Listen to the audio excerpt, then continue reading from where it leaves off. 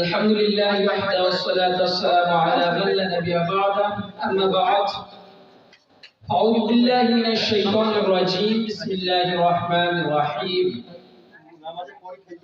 وقضى ربك ألا تعبدوا إلا إياه وبالوالدين إحسانا যাবতীয় প্রশংসা গুণগান কীর্তন হামদ সানা আরাধনা সেই মহান পাক রব্বুল ইজ্জতের জন্য যে মহান পাক রব্বুল ইজ্জত আমাদেরকে এই বছরের একটি জালসা মজলিসে আসার এবং বসার এবং কিছু কথা শোনার তৌফিক ইনায়েত করেছেন। সেই মহান পাক রব্বুল ইজ্জতের প্রশংসা করে লিখে পড়ে আজ পর্যন্ত কেউ শেষ করতে পারেনি বা ভবিষ্যতেও পারবে না। তাই তিনারই শেখানো বাক্যের দ্বারা তিনার প্রশংসা দেখি সকল বলুন আলহামদুলিল্লাহ। তারপরে পরে আমাদের ধর্মের গুরু কর্মের শিরা আকাই নামদার তাজদার মাদানী নবী শিরোমণি জনাবে মুহাম্মদ রাসূলুল্লাহ সাল্লাল্লাহু আলাইহি ওয়াসাল্লামের প্রতি শত কোটি শান্তি বর্ষণ হোক। আল্লাহুম্মা আমিন। আল্লাহুম্মা সাল্লি আলাইহি আল্লাহুম্মা বারিক আলাইহি। আমি আপনাদের সম্মুখে আজকে যে বিষয়টি নিয়ে দণ্ডায়মান হয়েছি সেটি হচ্ছে যে নারী নির্যাতন প্রতিরোধে ইসলামের বিধান।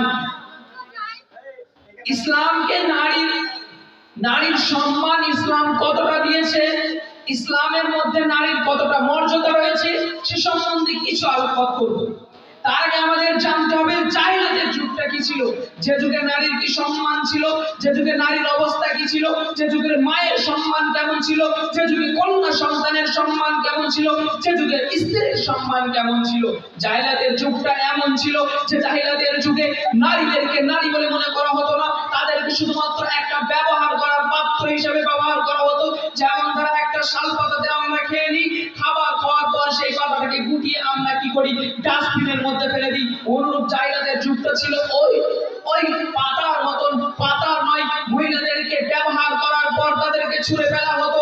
এমনকি তাদেরকে তার মায়ের সম্মান ছিল না, কন্যা সন্তানের কোনো সম্মান ছিল না।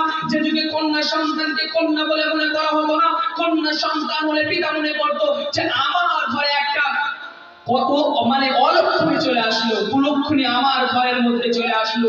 এমন অবস্থায় পিতা কি করতো, সেই কন্যা সন্তানকে জীবিত কবর দিত। এটা ছিল জাহিলিয়াতের যুগ। যে জাহিলিয়াতের যুগে মায়ের কোনো সম্মান ছিল না, কিন্তু ইসলাম আসার পর, রাসূলুল্লাহ সাল্লাল্লাহু আলাইহি ওয়াসাল্লাম আসার পর, এই ইসলাম আসার পর নারীদেরকে সম্মান দিয়েছে, নারীদেরকে মায়ের সম্মান দিয়েছে, নারীদেরকে কন্যা সন্তানের সম্মান বাড়িয়ে দিয়েছে, এমনকি স্ত্রীদের সম্মান বাড়িয়ে দিয়েছে। আসুন একটু আমরা কোরআন ও হাদিস থেকে জেনে নিই। সর্বপ্রথম জানবো যে ইসলাম মায়ের সম্মানটা কতটা বাড়িয়েছে। ইসলাম মায়ের সম্মান বাড়িয়ে দিয়েছে। আল্লাহ তাআলা কোরআন মাজিদের মধ্যে বলছেন, ওয়াকাদা রাব্বুকা আল্লা তা'বুদু ইল্লা ইয়্যাহু ওয়া বিল ওয়ালিদাইনি ইহসানা ইম্মা ইয়াবলুগান্না ইনদাকাল কিবারা আহাদুহুমা আও কিলাহুমা فلا تقل لهما اف ولا تنهرهما وقل لهما قولا كبيرا। রাসূলুল্লাহ আল্লাহ তাআলা কোরআন মাজিদের মধ্যে বলেন, ওয়াকাদা রাব্বুকা আল্লা তা'বুদু ইল্লা ইয়্যাহু ওয়া বিল ওয়ালিদাইনি ইহসানা। আল্লাহ তাআলা ফয়সালা করে দিয়েছেন, আল্লাহ তাআলা ফয়সালা করে দিয়েছেন যে তোমরা তোমাদের পিতামাতার সাথে সদ্ব্যবহার করো। আল্লাহ তাআলার সাথে ইবাদত করার পরপরই তারপরে কি করো, তোমরা পিতামাতার সাথে সদ্ব্যবহার করো। আল্লাহ তাআলা অন্যত্রে বলেন, আল্লাহ তাআলা অন্যত্রে বলেন, আল্লাহ তাআলা ওয়াসাইনা ইনসানা বিওয়ালিদাইহি ওয়া হামালাতুহু উম্মুহু ওয়াহানান আলা ওয়াহনিন ওয়া ফিসালুহু ফি আমাইন আন ইশকুর লিওয়ালিদাইকা ইলাইহিল মাসির। আল্লাহ তাআলা বলেন, ওয়াসাইনা ইনসানা বিওয়ালিদাইহি হামালাতুহু, মানুষকে তার পিতামাতার সাথে সদ্ব্যবহার করার আদেশ দেওয়া হয়েছে। তার মা তাকে গর্ভের মধ্যে ধরেছে, পেটের মধ্যে ধারণ করেছে, 10 মাস 10 দিন ধারণ করেছে। তার মা কষ্টের পর কষ্ট সহ্য করে, ওয়াসাইনা ইনসানা বিওয়ালিদাইহি হামালাতুহু উম্মুহু ওয়াহানান আলা ওয়াহনিন, কষ্টের পর কষ্ট ধরে তার মা তাদের পেটের মধ্যে ধারণ করেছে। মা খেতে বসেছে, বাচ্চা পেটের মধ্যে আছে, মা খাবার নিয়ে বসেছে। এমন অবস্থায় মায়ের পেটের মধ্যে বাচ্চা লাফ খুশি চালু করে দিয়েছে। মা খাবারের থালাটাকে ছুঁড়ে ফেলে দিয়ে যন্ত্রণায় কাতর হয়ে মা পড়ে থাকে। কিন্তু মা শব্দটা করার পর মা কি করে, সেই যন্ত্রণাটাকে মা সহ্য করে নেয়। কিন্তু যখন মায়ের প্রসাব যন্ত্রণা ওঠে, মাকে যখন বাচ্চাকে যখন প্রসাব করানো হয়, এমন অবস্থায় দেখা যায় যে মায়ের যন্ত্রণা সেটা শুধুমাত্র মাই বুঝে যে প্রসাবের যন্ত্রণা কতটা। তখন যখন মায়ের প্রসাব করানো হয়, এমন অবস্থায় সেই মায়ের কষ্ট, এত কষ্টের মধ্যেও কিন্তু যখন সন্তান দুনিয়ার বুকে আসে আর সন্তানের মুখ দেখার সাথে সাথে মার যন্ত্রণাটাকে ভুলে যায়, মা যন্ত্রণার মধ্যে হেসে ওঠে, ঠিক করে হেসে ওঠে, সন্তানকে বুকের মধ্যে ছড়িয়ে রাখে। এটাই হচ্ছে মা। আর সেই মায়ের সম্মানটা রাসূলুল্লাহ সাল্লাল্লাহু আলাইহি ওয়াসাল্লাম বাড়িয়ে দিলেন, সেই মায়ের সম্মানটাকে রাসূলুল্লাহ সাল্লাল্লাহু আলাইহি ওয়াসাল্লাম বাড়িয়ে দিলেন। শুধু তাই নয়, রাসূলুল্লাহ সাল্লাল্লাহু আলাইহি ওয়াসাল্লাম অন্যত্রে বলছেন যে মায়ের সম্মানটার ক্ষেত্রে রাসূলুল্লাহকে যখন জিজ্ঞাসা করা হলো যে ইয়া রাসূলুল্লাহ, মানে সবথেকে বেশি ইবাদত, মানে সবথেকে বেশি আমার কাছ থেকে বেশি ভালোবাসা কে পাবে? রাসূলুল্লাহ সাল্লাল্লাহু আলাইহি ওয়াসাল্লাম তো বললেন কলমুকা তোমার মা। তারপরে রাসূলুল্লাহ সাল্লাল্লাহু আলাইহি ওয়াসাল্লামকে জিজ্ঞাসা করা হলো সুম্মা আইয়ু, তারপরে কে? রাসূলুল্লাহ সাল্লাল্লাহু আলাইহি ওয়াসাল্লাম বললেন কলমুকা তোমার মা। তারপর আবার জিজ্ঞাসা করা হলো ক্বালা তুম্মা আইয়ু, তারপরে কে? রাসূলুল্লাহ সাল্লাল্লাহু আলাইহি ওয়াসাল্লাম বললেন কলমুকা তোমার মা। তিনবার রাসূলুল্লাহ সাল্লাল্লাহু আলাইহি ওয়াসাল্লাম বললেন তোমার মা, তোমার মা, তোমার মা। তৃতীয়বার চতুর্থবার বললেন যে তোমার পিতা। তাহলে দেখুন পিতার থেকে মায়ের সম্মানটা রাসূলুল্লাহ সাল্লাল্লাহু আলাইহি ওয়াসাল্লাম বাড়িয়ে দিলেন, যেটুকু মায়ের কোনো সম্মান ছিল না, কিন্তু রাসূলুল্লাহ সাল্লাল্লাহু আলাইহি ওয়াসাল্লাম সেই মায়ের সম্মানটা বাড়িয়ে দিলেন। শুধু তাই নয়, এবার আসে আমরা জানবো যে রাসূলুল্লাহ সাল্লাল্লাহু আলাইহি ওয়াসাল্লাম কন্যা সন্তানের সম্মানটা কিভাবে বাড়িয়েছেন। রাসূলুল্লাহ সাল্লাল্লাহু আলাইহি ওয়াসাল্লাম যে যুগে কন্যা সন্তানকে কন্যা বলে মনে করা হতো না, তাদেরকে জীবিত কবর দেওয়া হতো, হওয়ার সাথে সাথেই তাকে জীবিত কবর দেওয়া হতো, সেই কন্যা সন্তানের সম্মানটা রাসূলুল্লাহ সাল্লাল্লাহু আলাইহি ওয়াসাল্লাম বাড়িয়ে দিলেন। রাসূলুল্লাহ সাল্লাল্লাহু আলাইহি ওয়াসাল্লাম বলছেন যে ব্যক্তির দুটি কন্যা সন্তান হবে, এমনকি সেই কন্যা সন্তানকে সে আদব না, তাকে আদব দিল, সঠিকভাবে তাকে আদব শিক্ষা দান করলো, এমনকি কি করলো না, তার বিবাহ দিল আর তার সাথে সম্পর্কটা বজায় রাখলো। এই ব্যক্তি, তার জন্য রাসূলুল্লাহ সাল্লাল্লাহু আলাইহি ওয়াসাল্লাম বলছেন তার জন্য জান্নাত রয়েছে, সে জান্নাতে যাবে, সে জান্নাতের সার্টিফিকেট সে পেয়ে গেল যে দুটো কন্যা সন্তান জন্ম দিল আর সেই কন্যা সন্তানকে সঠিক রাস্তায় চালালো আর সঠিক জায়গায় বিবাহ দিল আর তার সাথে সম্পর্ক বজায় রাখলো, তার জন্য জান্নাত রাসূলুল্লাহ সাল্লাল্লাহু আলাইহি ওয়াসাল্লাম বলে দিয়েছেন। অন্য হাদিসের মধ্যে রাসূলুল্লাহ সাল্লাল্লাহু আলাইহি ওয়াসাল্লাম বলেছেন যে ব্যক্তির তিনটে কন্যা সন্তান হবে তার জন্য জান্নাতের ঘোষণা রাসূলুল্লাহ সাল্লাল্লাহু আলাইহি ওয়াসাল্লাম করেছেন। তাহলে দেখুন যে কন্যা সন্তানের কোনো সম্মান ছিল না, কিন্তু রাসূলুল্লাহ সাল্লাল্লাহু আলাইহি ওয়াসাল্লাম সেই কন্যা সন্তানের সম্মান বাড়িয়ে দিলেন। শুধু তাই নয়, আমাদের ইসলাম আমি শর্টকাটে ছাড়ছি যেহেতু আর সময় নেই, তাই তৃতীয় নম্বর হচ্ছে যে স্ত্রীর সম্মানটা বাড়িয়ে দিয়েছেন, যে স্ত্রীর সম্মানটাকে রাসূলুল্লাহ সাল্লাল্লাহু আলাইহি ওয়াসাল্লাম বাড়িয়ে দিয়েছেন। যখন স্ত্রীদের জাহিলিয়াতের যুগে ছিল, যখন স্ত্রীদের তাদের যখন হায়েজ চালু হতো, মানে যখন মাসিক চালু হতো, তখন তাদের কি করা হতো, একটা আমরা যে গোয়াল বলি, যে গরু রাখা হয়, সেই গোয়ালের মধ্যে তাকে রাখা হতো এবং রাখার পর যখন সে হায়েজ থেকে ফিরে আসতো, সেই হায়েজ তার সেই গোয়ালটাকে পরিষ্কার করে নেওয়ার পর তাকে সেই বাইরে বের করা হতো, তখন তাকে বলা হতো যে তুমি পবিত্র হয়েছো।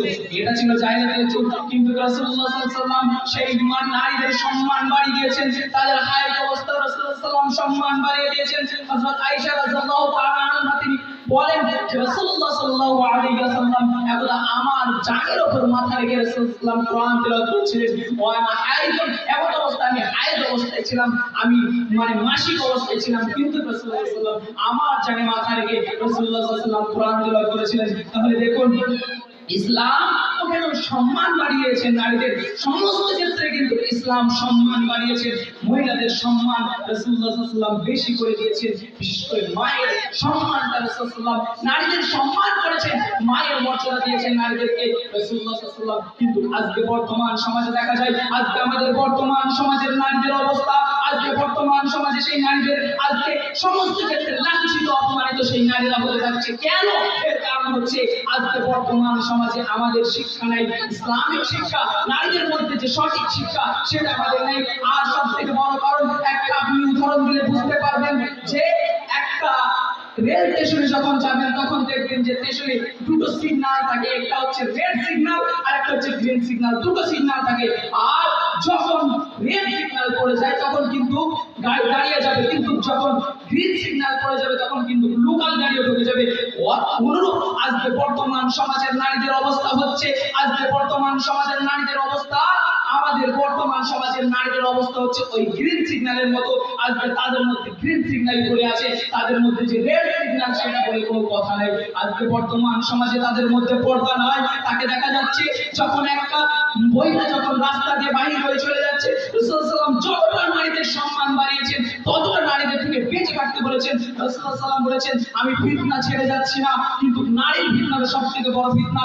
এই ফিতনা থেকে বাঁচা অনেক মুশকিল। শ্রোতা মণ্ডলী, আমি পরিশেষে একটা হাদিস বলবো, যেটা হচ্ছে যে নারীদের শাস্তির কথা, এই পর্দা, নারীদেরকে সম্মান বাড়িতে হয়েছে। সম্মান হচ্ছে পর্দার মধ্যে একটা কলা, যখন একটা খোসা ছাড়ানো কলা থাকে আর একটা কলা মানে খোসাওয়ালা কলা, যদি এই দুটো কলা থাকে, দুটো কলার মধ্যে কিন্তু প্রাধান্য মানুষ দেবে একটা খোসাওয়ালা কলাটাকে। খোসা ছাড়ানো কলাটাকে কেউ নেবে না, ধুলোর সাথে মিশে যাবে, কেউ সেটাকে হাত দেবে না। অনুরূপ যদি আপনার বাড়ির কন্যা, আপনার স্ত্রী, আপনার মেয়ে, আপনার মানে আপনার বাড়ির বউ যদি সে পর্দার মধ্যে থাকে, সে কিন্তু তার প্রাধান্যটা আল্লাহ তাআলার কাছে বেশি হবে। কিন্তু যদি তার ভিতরে পর্দা না থাকে, ওই মানে যে কলার সিলকা নেয়, সেই কলার মতন আপনার নারী বা আপনার কন্যা বা আপনার স্ত্রী। শ্রোতা মণ্ডলী, তাহলে নারীদের সম্মান কিন্তু এই পর্দার মধ্যে। রাসূলুল্লাহ সাল্লাল্লাহু আলাইহি ওয়াসাল্লাম বলেন, আমি যখন মিরাজে গেলাম, তখন আমি বেশি অংশ দেখলাম নারীদেরকে জাহান্নামের বুকে। তাদের একটাই কারণ, সেটি হচ্ছে তাদের মধ্যে পর্দার কারণে বেশি অংশ নারীরা পর্দার কারণে জাহান্নাম গিয়েছে। রাসূলুল্লাহ সাল্লাল্লাহু আলাইহি ওয়াসাল্লাম একটা হাদিসের মধ্যে বলছেন, যখন একটা মহিলা বেপর্দা হয়ে রাস্তা দিয়ে বাইরে হয়ে চলে যায়, একটা যুবক ছেলে যখন তার দিকে তাকায় এবং তাকানোর পর সে যখন ভাবে যে অমুক মহিলাটা কত সুন্দর, তারকে নিয়ে একটা খারাপ, তার মনের ভেতরে খারাপ একটা আবেগ জাগলো।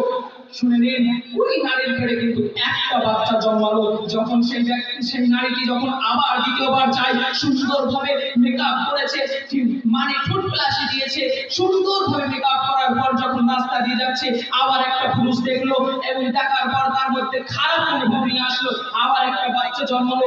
এইরকম বাচ্চা, সমস্ত বাচ্চা জন্মাবে, কিন্তু জাহান্নামের বুকে কাল কিয়ামতের ময়দানে জাহান্নামে তাকে কি করা হবে? সেই বাচ্চাগুলিকে ডেলিভারি করা হবে, আগুনের লাগাম দ্বারা তার বাচ্চাগুলিকে ডেলিভারি করা হবে, একটা বাচ্চাকে ডেলিভারি করা হবে। আর পেটের মধ্যে কাউ কাউ করে কুকুরের মতো সেই বাচ্চাগুলি চিল্লাতে থাকবে, আর সেগুলিকে ডেলিভারি করা হবে। শ্রোতা মণ্ডলী, এটা তাহলে নারীদের যে পর্দার মধ্যে সম্মান, ইসলাম সম্মান দিয়েছে পর্দার মধ্যে, বেপর্দার মধ্যে সম্মান নাই। যদি আপনার নারী, আপনার বাড়ির কন্যা, আপনার স্ত্রী বা আপনার মেয়ে যদি পর্দার মধ্যে না থাকে, ওই যে সিগন্যাল দিয়েছেন, মানে গ্রিন সিগন্যালের মতো আপনার কন্যা বা আপনার নারী বা আপনার স্ত্রী। শ্রোতা মণ্ডলী, তাই আমাদেরকে রেড সিগন্যালের মধ্যে রাখতে হবে, মানে আমাদেরকে সর্বদা পর্দা করে রাখতে হবে। আমাদের সমাজ আজকে, বর্তমান সমাজে দেখা যায়, আজকে 50 বছর থেকে একজন মুয়াজ্জিন সে কি করছে, যে 50 বছর থেকে নামাজ পড়ছে মসজিদের মধ্যে, 5 ওয়াক্ত নামাজ পড়ে, মানে তাকে দেখা যায় যে ফজরের সময় তাকে দেখা যায় যে তাহাজ্জুদ নামাজ পর্যন্ত পড়ে, কিন্তু দেখা যায় সে নামাজ পড়ছে, তার সন্তান দেখা যায় সিগারেট খেয়ে বেড়ায়, তার মেয়ে দেখা যায় রাস্তা দিয়ে বেপর্দা হয়ে বেরিয়ে বেড়ায়, তার স্ত্রী দেখা যায় পাশের বাড়ির যে মাছ বিক্রি করতে এসেছে তার সাথে মাছ কিনতে যায়, পাশের বাড়ির দেখা যায় তার স্ত্রী দেখা যায় যে একটা মানে অন্য কিছু জিনিস বিক্রি করতে এসেছে, তার সাথে দরদাম করে জিনিস কিনতে যায়। এটা কেন হবে? জাহিলাতের যুগ, এটাই হচ্ছে জাহিলাতের যুগ। কন্যারা কেন করবে? আপনার স্ত্রী কেন করবে? আপনি কোথায় গিয়েছেন? শ্রোতা মণ্ডলী, তাই আমাদেরকে, আমাদের স্ত্রীকে, আমাদের কন্যাকে বা আমাদের বাড়ির বউকে, সকলকে আমাদের পর্দার মধ্যে রাখতে হবে। পর্দার মধ্যেই কিন্তু আমাদের সম্মান রাসূলুল্লাহ সাল্লাল্লাহু আলাইহি ওয়াসাল্লাম বাড়িয়েছেন, বেপর্দায় নয়। তাই আমাদেরকে পর্দার মধ্যে রেখে আমাদের সম্মান যে রাসূলুল্লাহ সাল্লাল্লাহু আলাইহি ওয়াসাল্লাম বাড়িয়েছেন, সেই সম্মানটা সর্বদা আমাদের বজায় রাখার চেষ্টা করতে হবে। পরিশেষে আল্লাহ তাআলার কাছে দোয়া করি, হে আল্লাহ তাআলা, আমাদের সকলকে যেন আমরা আমাদের কন্যাকে বা আমাদের স্ত্রীকে আমরা যেন সঠিকভাবে চালাতে পারি, তোমার রাস্তায় যেন চালাতে পারি, এবং সর্বদা যেন আমরা পর্দার মধ্যে রাখতে পারি, সেই তৌফিক দান করো। আমিন। আলহামদুলিল্লাহি রাব্বিল আলামিন। আসসালামু আলাইকুম ওয়া রাহমাতুল্লাহি ওয়া বারাকাতুহু।